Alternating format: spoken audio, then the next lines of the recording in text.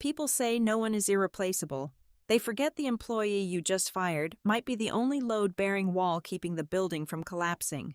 Welcome to Omnicore, where a slick boss fired a 38-year-old cybersecurity architect to cut costs.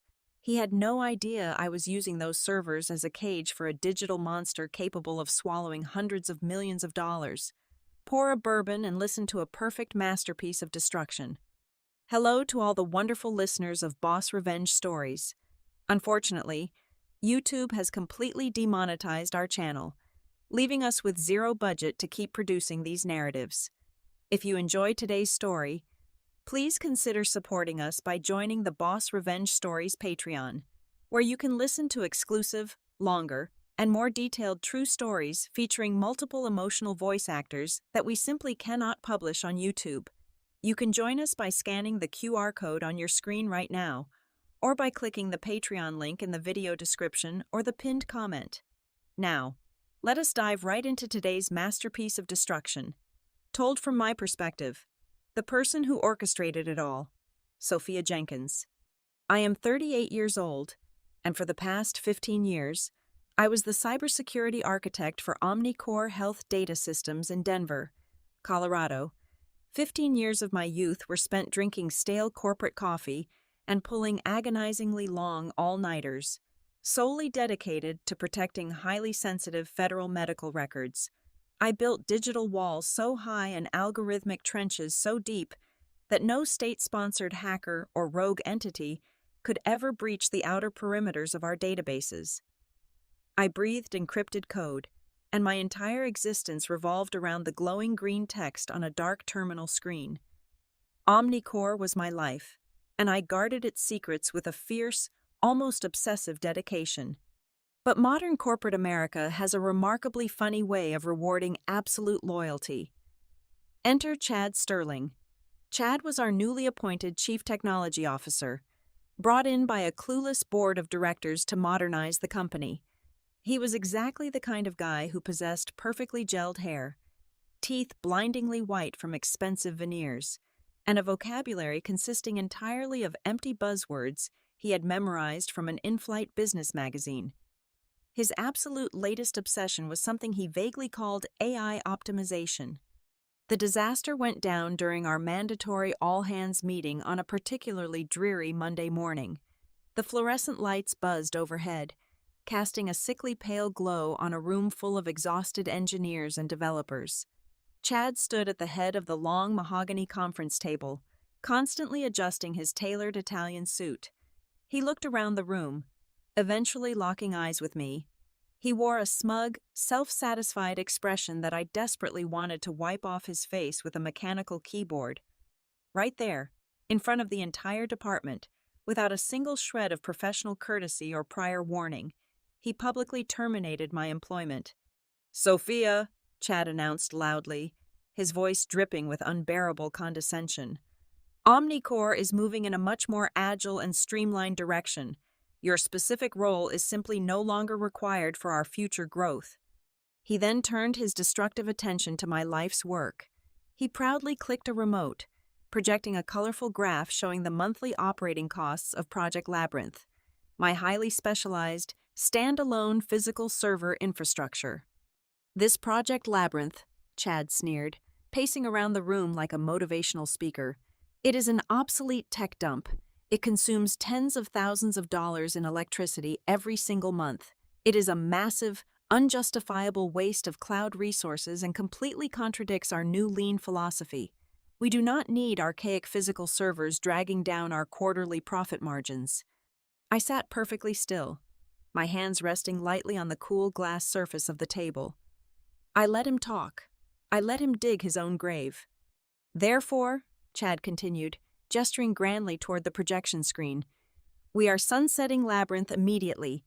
We will replace this outdated, clunky defense system with a state-of-the-art commercial AI software package. It is highly cost-effective. It is incredibly sleek. And most importantly, it requires zero physical maintenance from an overpriced architect." The sheer audacity of his ignorance was almost impressive, but he was not finished delivering his brilliant strategy. Chad dramatically pointed his finger at Kyle.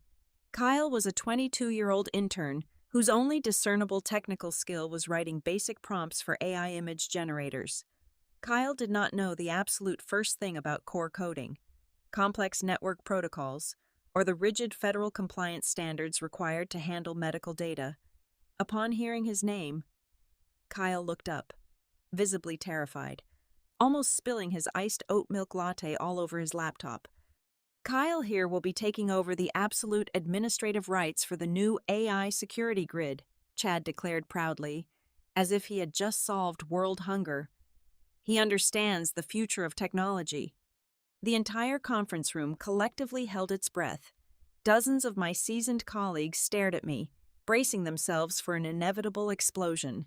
They fully expected me to yell, to cry, to throw my heavy ceramic coffee mug at Chad's perfectly styled head, or to fiercely argue about the 15 years of blood, sweat, and tears I had poured into the foundation of Omnicore. I did not shed a single tear. I did not utter a single word of protest or defense. Instead, I just looked at Chad. I looked at him with the cold, dead, calculating eyes of a seasoned hunter watching a particularly arrogant deer step directly onto the trigger plate of an iron bear trap. He truly thought he was cutting dead weight to earn a hefty year-end bonus. He had absolutely no idea that he had just recklessly severed the emergency brake on a massive runaway train heading straight for a bottomless cliff. The silence in the room was heavy and deafening. I stood up slowly, calmly pushing my ergonomic chair back. I reached up and unclipped my plastic employee identification badge from my collar. I leaned forward and placed it gently on the exact center of the glass table. The soft clack of the plastic echoed loudly in the painfully silent room. I turned around and gathered my personal belongings into my leather tote bag in absolute, terrifying silence. I walked out of the conference room and eventually out of the building. My head held incredibly high, my posture perfectly straight. I did not look back even once. I left behind a room filled with a suffocating, freezing unease, leaving everyone to wonder what I knew that they did not.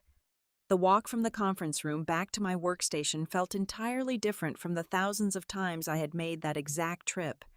The air across the engineering floor was profoundly still, thick with the unnatural, suffocating quiet that always precedes a catastrophic natural disaster. No one was typing, no one was speaking. They just watched me in total silence. I did not immediately pack my personal belongings into a cardboard box. Instead, I sat down at my secure terminal for the very last time and initiated the most rigorous, excruciatingly detailed federal offboarding protocol ever designed. I was not about to leave a single legal loophole for aggressive corporate lawyers to exploit later. I executed the final commands and hit print on the master system logs.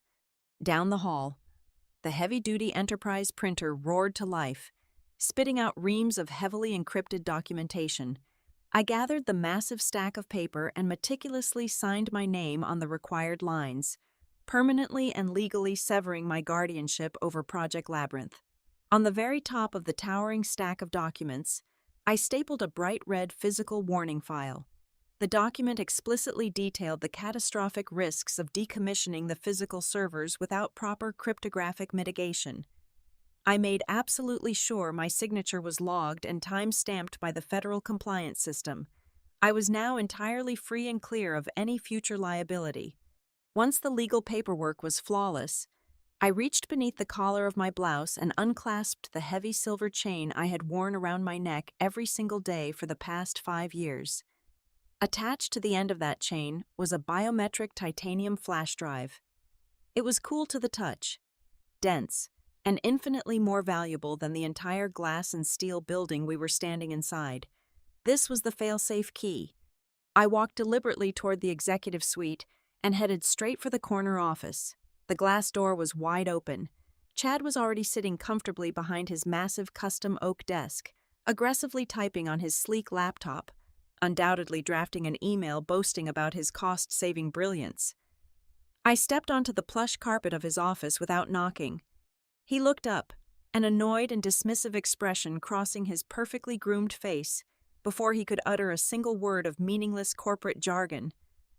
I dropped the heavy titanium drive directly onto the pristine glass center of his desk. It landed with a solid, definitive thud that echoed sharply in the quiet, overly air-conditioned room. I looked him dead in the eyes. My voice was completely flat, entirely devoid of any anger, sorrow, or hesitation. I delivered exactly one sentence. Here is the hardware root of Labyrinth. If you shut down the servers, hold on to this tightly, because it is the absolute only thing keeping this company from vaporizing. I did not wait for a response. I did not wait for his brain to process the immense gravity of my carefully chosen words. I simply turned on my heel and walked out of the office. But my senses were incredibly sharp, perfectly honed by long years of detecting the absolute slightest anomalies in chaotic data streams. As I stepped back out into the main hallway, I heard it clearly. The distinct, arrogant scoff of a man who firmly believed he was the absolute smartest person in the room. In his profoundly ignorant mind, he probably thought I was making an empty, dramatic threat to save face. He likely saw the heavy metal drive as nothing more than an unapproved, rogue peripheral device left behind by a disgruntled, outdated former employee. Then came the sound that I will remember with absolute crystal clarity for the rest of my natural life. It was not a digital error code, a failing hard drive, or a network breach alarm. It was entirely mechanical. Sitting in the corner of his sprawling executive office was a military-grade industrial shredder, specifically designed to violently destroy highly classified solid-state drives and secure federal documents. I heard the heavy electric motor roar to life with a deep, hungry growl.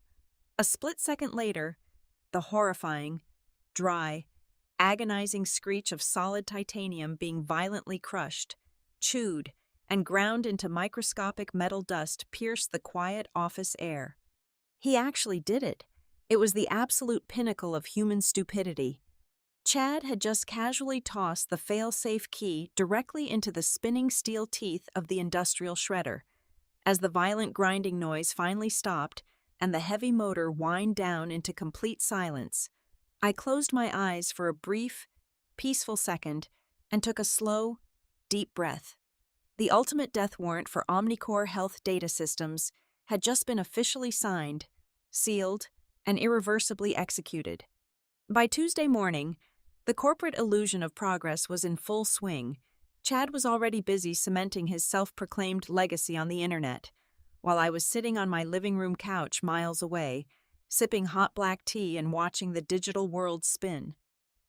Chad was aggressively typing out a remarkably arrogant post on his professional networking profile. He proudly bragged to his thousands of equally superficial followers about his highly successful corporate restructuring. He loudly proclaimed that his bold, visionary leadership had just effortlessly saved Omnicore 30% of its entire annual information technology budget. His secret weapon for this monumental financial victory: he had ordered the facilities team to march down to the sub-basement data center and physically yank the heavy power cables right out of the wall, instantly starving my physical servers of the electricity they needed to breathe. He murdered the hardware cold. Meanwhile, back on the engineering floor, the shiny new era of artificial intelligence was already starting to show tiny, terrifying cracks. Kyle, the 22-year-old intern who was now inexplicably holding the master keys to the kingdom, was sitting at the central administration terminal. He was staring blankly at a series of highly complex network monitoring dashboards that he fundamentally did not understand, but even an absolute novice could tell that the flashing colors on the screen were not entirely normal. At exactly 10:15 in the morning, Kyle noticed the primary data flow charts behaving erratically. Strange. Rhythmic pulses began spiking across the bandwidth monitors. They were not massive, obvious spikes, but rather insidious, creeping anomalies that looked exactly like a heartbeat steadily accelerating in the dark. A few seconds later, several obscure protocol gateways flashed a bright, angry orange. A highly specific error message scrolled rapidly across his secondary monitor. It read, "Containment connection lost." Kyle felt a cold bead of sweat roll down the back of his neck. He nervously grabbed his digital tablet and practically sprinted down the hallway to the executive suite. He found Chad admiring his own social media post, grinning widely at the constant influx of artificial validation. "Mr. Sterling," Kyle stammered, his voice trembling slightly, "I am seeing some really weird traffic patterns on the main external ports. The system keeps throwing up these strange containment loss warnings. It looks like something is trying to push through the internal firewalls." Chad did not even bother to look up from his glowing screen. He simply waved his hand in the air, a gesture of absolute, dismissive contempt. "Relax, Kyle," Chad said smoothly, his tone dripping with unearned confidence. "That is just the meaningless noise of the dying old system. When you unplug a massive, clunky dinosaur like the one that crazy architect built, the network takes a few hours to clear out the residual junk data. It is literally just digital exhaust. Go back to your desk and initiate a manual delete override on those warning logs. Clear the board completely. We want a clean slate for the new artificial intelligence software to learn from." Kyle hesitated, his gut instinct screaming that something was deeply, fundamentally wrong. But he was just an intern.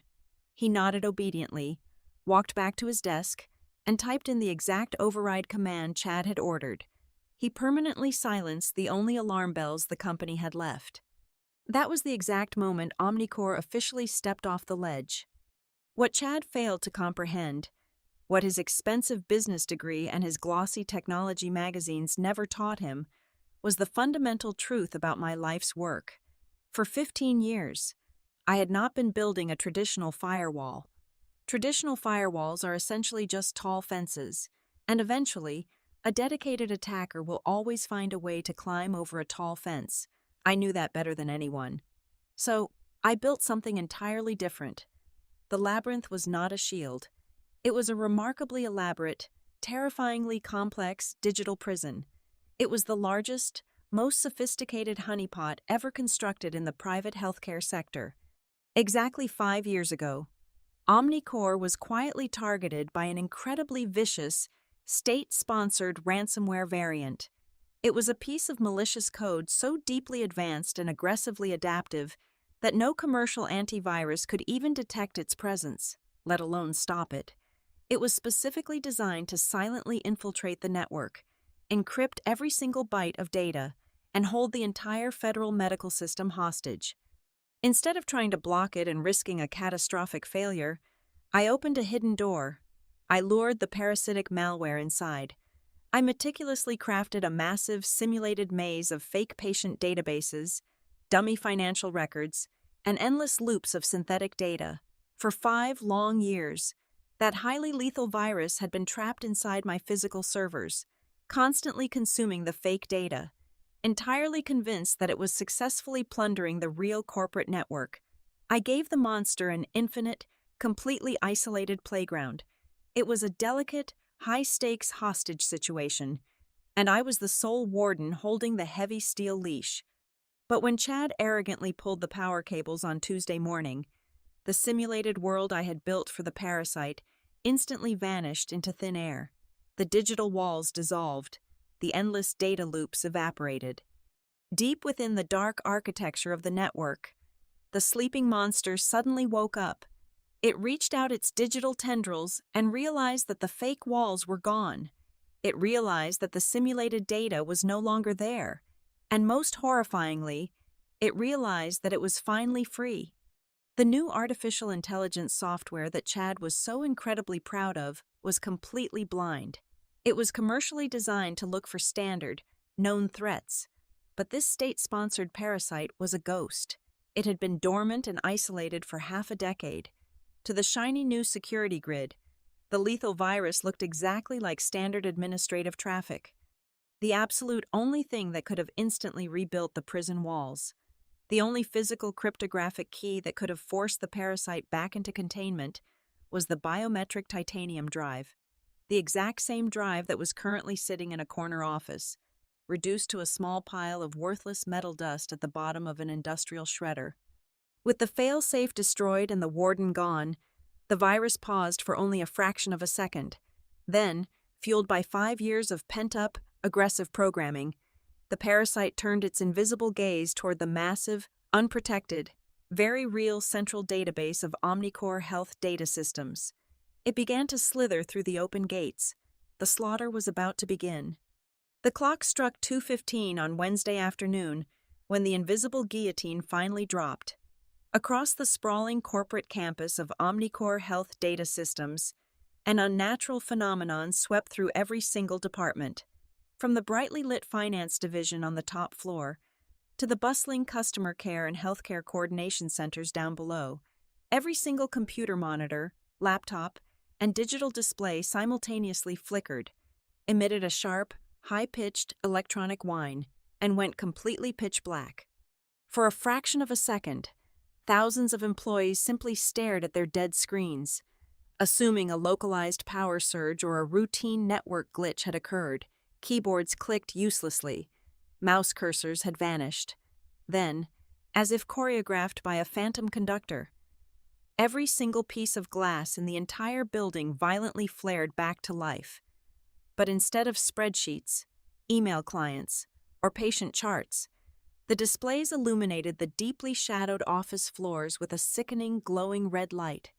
Manifesting on over 4,000 screens concurrently was a massive, highly detailed, blood-red digital skull. The speed of the devastation was something out of a theoretical warfare manual. The state-sponsored parasite did not simply lock the system, it aggressively hunted. In exactly 12 minutes, the virus violently scrambled the core architecture of the network.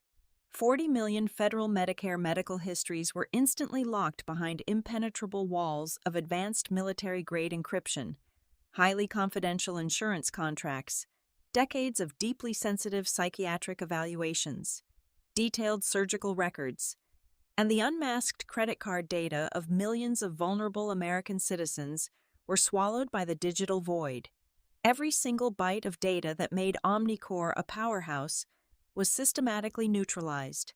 Beneath the glowing red skull, a stark white countdown timer materialized, ticking down with agonizing, merciless precision. 72 hours, that was the deadline. Right below the falling numbers, a block of harsh, unforgiving text laid out the extortion demands. The unseen attackers required an immediate, untraceable transfer of exactly $500 million in cryptocurrency. The message plainly stated that if the exorbitant ransom was not paid in full by the time the clock hit zero, the entire 40 million patient dossier would be dumped onto the dark web for identity thieves and hostile foreign entities to harvest. For Omnicore, this was not merely a catastrophic financial loss. Under strict federal data privacy laws, releasing that magnitude of unprotected medical information meant absolute ruin.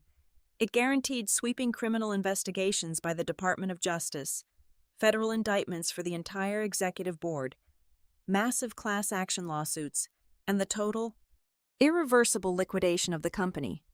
Up in the glass-walled executive suite, the facade of the brilliant modern corporate leader shattered into a million jagged pieces.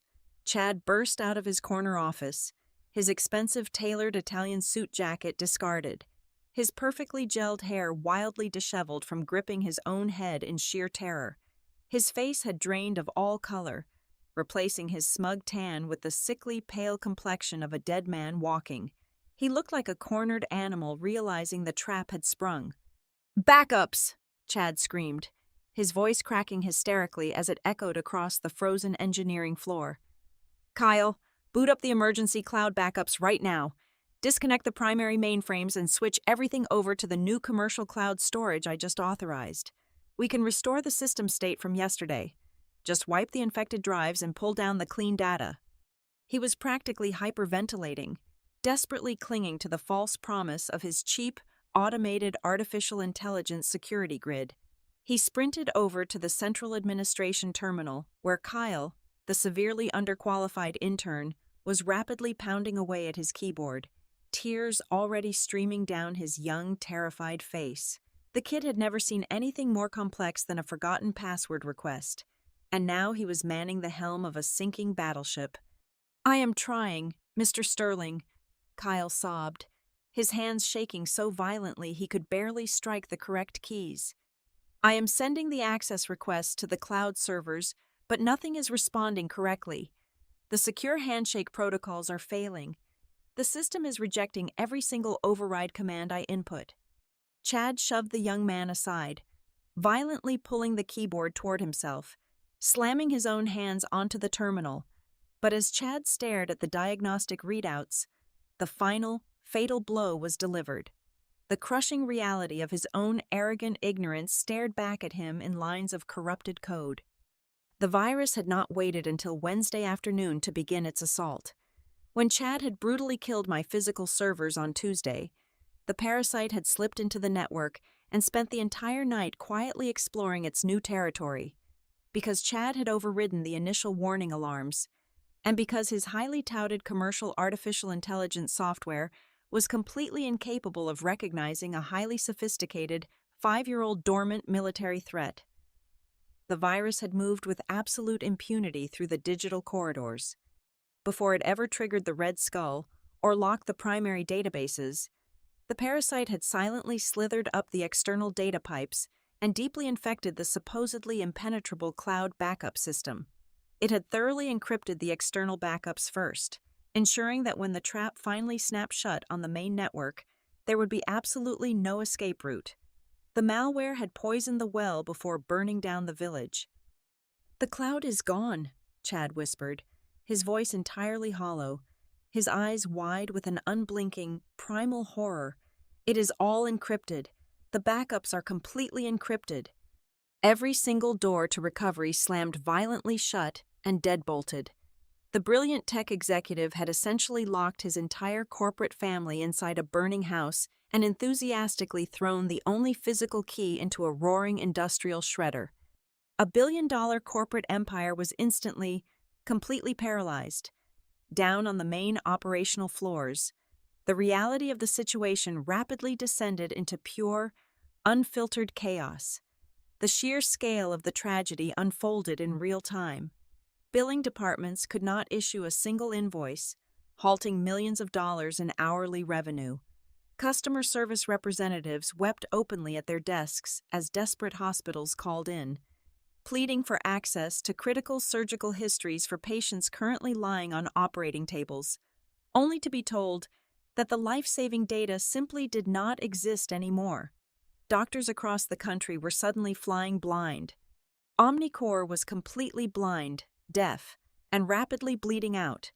The massive building, once a monument to modern healthcare technology, was now filled with the horrifying sounds of ringing, unanswered telephones, panicked shouting from department managers, and the quiet, devastating sobs of thousands of employees who knew they had just lost their livelihoods. People were literally wandering the hallways in shock, staring at their phones as news outlets began to catch wind of the massive outage. The great, impenetrable fortress had fallen, and it took less than a quarter of an hour to reduce it to absolute ashes. The monster was loose, and the only person who knew how to cage it was already miles away. By the time Thursday morning arrived, the atmosphere inside the corporate headquarters had shifted from panicked chaos to the eerie, devastated silence of a graveyard. The emergency lights cast a sickly yellow hue over the engineering floor. Exhausted technicians were slumped over their useless keyboards, their eyes bloodshot from a completely sleepless, terrifying night of trying and failing to break the military-grade encryption. Suddenly, the heavy glass doors of the main executive conference room did not just open, they were violently kicked apart. The thick safety glass slammed against the metal frames with an explosive crack that made everyone on the floor violently flinch. Standing in the doorway was Marcus Thorne, the formidable Chief Executive Officer of Omnicore Health Data Systems. Just 24 hours prior, Marcus had been attending a high-profile international healthcare summit in Geneva, Switzerland. He had chartered a private jet and flown straight back across the Atlantic Ocean the very second the catastrophic alarms were raised. He looked absolutely terrifying. His usually immaculate silver hair was wildly out of place. His face was entirely drained of color, save for the furious red flush burning in his cheeks. In his violently shaking right hand, he clutched a thick stack of aggressively stapled, heavily stamped legal documents. It was an emergency criminal subpoena from the United States Department of Health and Human Services. Marcus stormed into the room like a physical force of nature, his heavy leather shoes pounding against the carpet. He marched directly to the head of the long mahogany table, raised both of his fists, and slammed them down onto the solid wood with a deafening, thunderous crash. The impact rattled the windows and caused several coffee mugs to shatter on the floor. "Where is she?"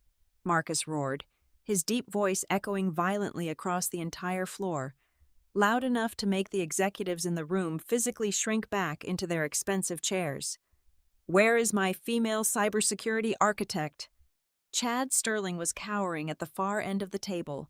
The smug, perfectly groomed technology executive from Monday morning was completely gone. In his place sat a broken, profusely sweating, hyperventilating shell of a man. His expensive suit was wrinkled and stained with spilled coffee. He flinched violently at the sound of the chief executive officer shouting, Sir?" Chad stammered, his voice pathetic and high-pitched, desperately trying to construct a corporate shield out of meaningless buzzwords. "Mr. Thorne, please, you have to understand. We were optimizing our departmental budget. Her position was entirely redundant. Her physical system was severely outdated. I was simply following the mandate to reduce operational costs by implementing artificial intelligence protocols." Marcus did not yell this time. His silence was infinitely more terrifying. He walked slowly around the edge of the large table, his eyes locked dead onto Chad. When he reached the trembling executive, Marcus lunged forward. He violently grabbed the front collar of Chad's tailored shirt with both of his massive hands, lifting the terrified younger man half out of his chair. "You absolute fool," Marcus growled, spitting out the words with venomous, unadulterated hatred.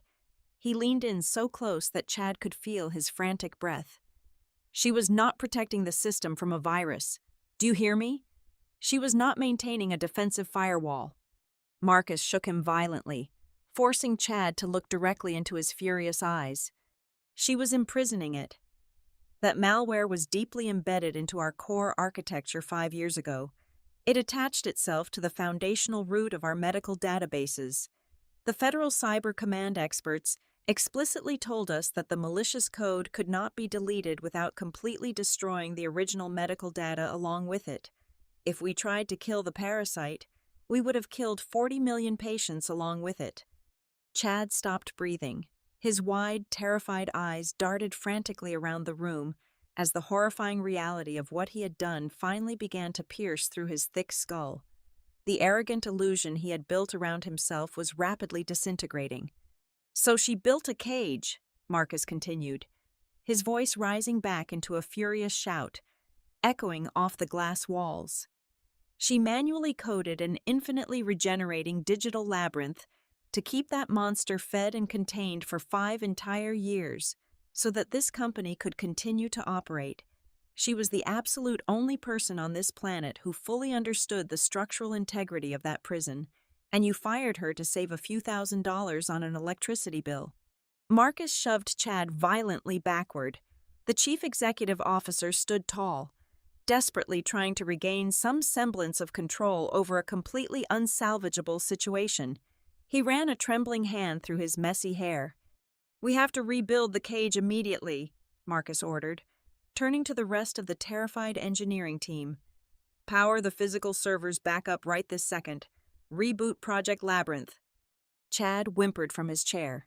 He slowly raised a shaking hand, his face completely devoid of any blood.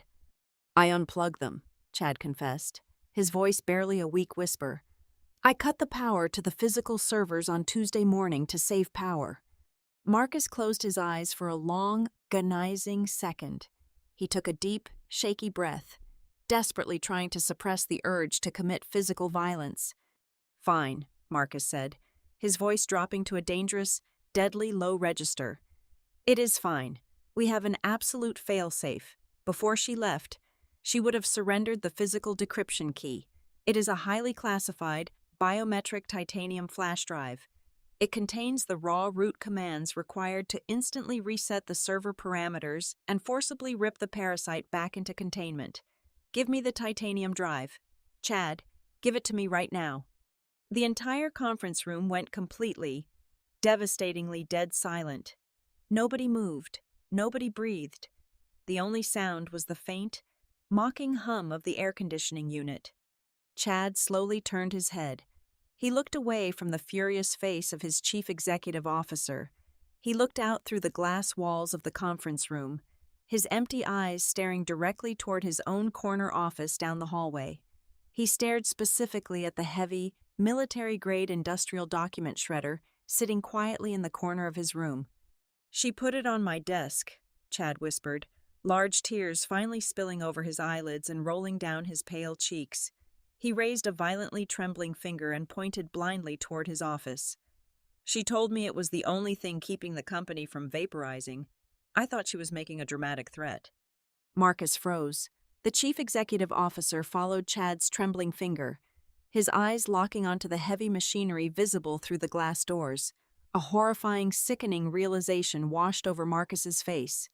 "What did you do, Chad?" Marcus asked, his voice entirely devoid of any emotion, sounding completely hollow. "I put it in the industrial shredder," Chad sobbed, his voice breaking into a pathetic, agonizing wail. "I completely destroyed it.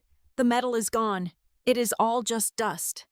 Chad could no longer support his own weight. His legs gave out beneath him, and he collapsed heavily onto the carpeted floor. He curled his knees to his chest, weeping openly in front of the entire company. As he lay there on the floor, surrounded by the terrifying silence of dozens of paralyzed executives, the monumental weight of his staggering ignorance finally crushed him. He realized, with absolute, terrifying clarity, that he had just single-handedly burned a billion-dollar corporate empire to the ground, and there was absolutely no one left to put out the fire. While the polished floors of the Denver headquarters were likely slick with the frantic sweat of 1,000 terrified executives, I was surrounded by absolute, pristine tranquility. I was sitting comfortably inside a beautiful, rustic A-frame cabin entirely covered in a thick blanket of pure white snow. Nestled high up in the remote, freezing peaks of the Rocky Mountains, a warm fire crackled merrily in the large stone hearth, casting a soft, dancing orange glow across the heavy timber walls. I leaned back deep into the plush leather sofa, taking a slow, deeply satisfying sip of a dark, locally brewed craft beer. Resting quietly on my lap was my personal laptop.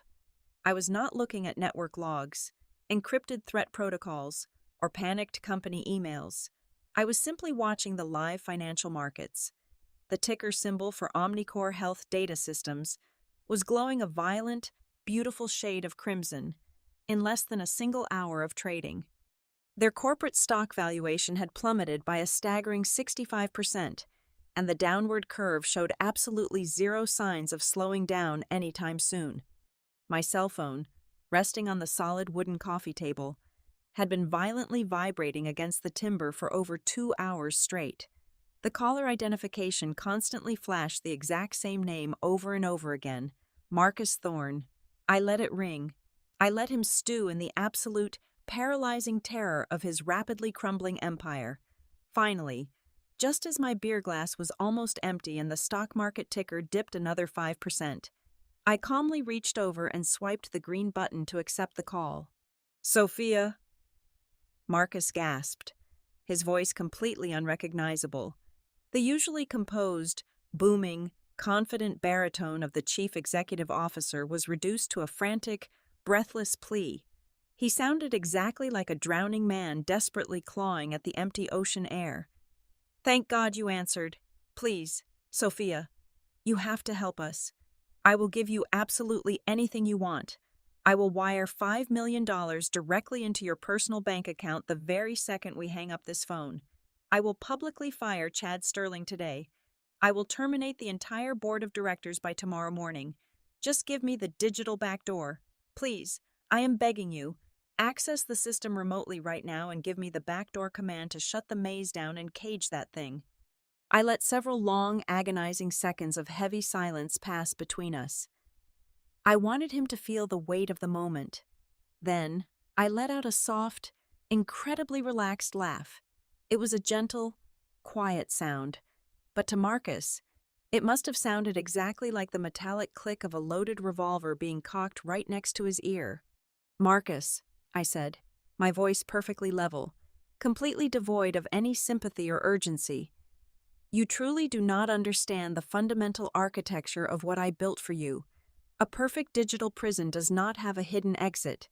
If I had lazily coded a back door into the labyrinth, that highly adaptive, state-sponsored parasite would have eventually found it, exploited it, and escaped years ago. There is absolutely no software override command. The biometric titanium key I left sitting on Chad's desk was the singular physical method of re-establishing the containment parameters from the hardware root, and your brilliant new technology executive tossed it into a heavy industrial shredder." "No," Marcus whimpered, his breathing becoming increasingly erratic and shallow over the secure phone line. "No, there has to be another way. We own the underlying architecture. We can hire an external firm to reverse engineer it. You built it for Omnicore." "Actually, Marcus, I did not," I replied, feeling a profound, icy satisfaction wash over my entire body. "This is the exact part where your highly paid legal department really should have done their basic due diligence. I filed the core structural patents for Project Labyrinth entirely independently, 3 full years before I ever signed an employment contract with your company. Omnicore was merely licensing the technology from me on a rolling basis. And by unceremoniously terminating my employment without cause, and subsequently destroying my proprietary hardware without a signed, written authorization, you have directly and irreversibly violated the strict terms of that patent usage agreement. I am entirely legally indemnified. Your expensive corporate lawyers cannot touch me. The federal government cannot touch me. In the eyes of the law, I am just a completely innocent, wrongly terminated bystander." I could hear the sickening sound of absolute realization hit him through the speaker. I heard the heavy, defeated thud of a broken man physically collapsing into his expensive leather chair miles away. He had absolutely nothing left to offer, and no legal threats left to make. His billion-dollar fortress was burning, and he was locked inside. "You guys proudly pulled the pin on the grenade," I said softly, delivering the final, fatal blow with absolute precision. "So I highly suggest you hold on to it tightly yourselves." I did not wait for his inevitable screaming or crying. I calmly pressed the red button and permanently blocked his phone number. I took one final sip of my craft beer, smiled at the crashing stock ticker one last time, and gently closed the laptop screen. I reached over and picked up a thick, securely sealed manila envelope sitting right next to my empty glass. It had been hand-delivered by a secure federal courier just that morning. Inside was a freshly printed, highly classified consulting contract coming directly from the United States Cyber Command. They urgently wanted me to build massive new digital prisons for the Department of Defense, and they were offering a $10 million signing bonus just to start working for them on Monday. Omnicore was going to drown in a massive, inescapable ocean of federal indictments and brutal corporate bankruptcy proceedings. The single load-bearing wall they had so casually knocked down had finally collapsed the entire building, and I was entirely free of the wreckage, watching the dust settle from the mountaintop. Thank you so incredibly much to all of our amazing listeners for staying with me through this entire journey. I would love to know exactly where you are tuning in from today, so please let me know your city or country down in the comments below. If you found today's story highly entertaining and deeply satisfying, please help us keep this community alive and thriving by joining the Boss Revenge Stories Patreon. There, you can listen to our absolute best, highly exclusive true stories that are simply too intense, too long, or too detailed for us to publish publicly on YouTube. You can easily join our private community right now by scanning the QR code currently displayed on your screen, or by clicking the direct link provided in the video description or the pinned comment. Thank you again for your time, and always remember your true worth out there in the corporate world.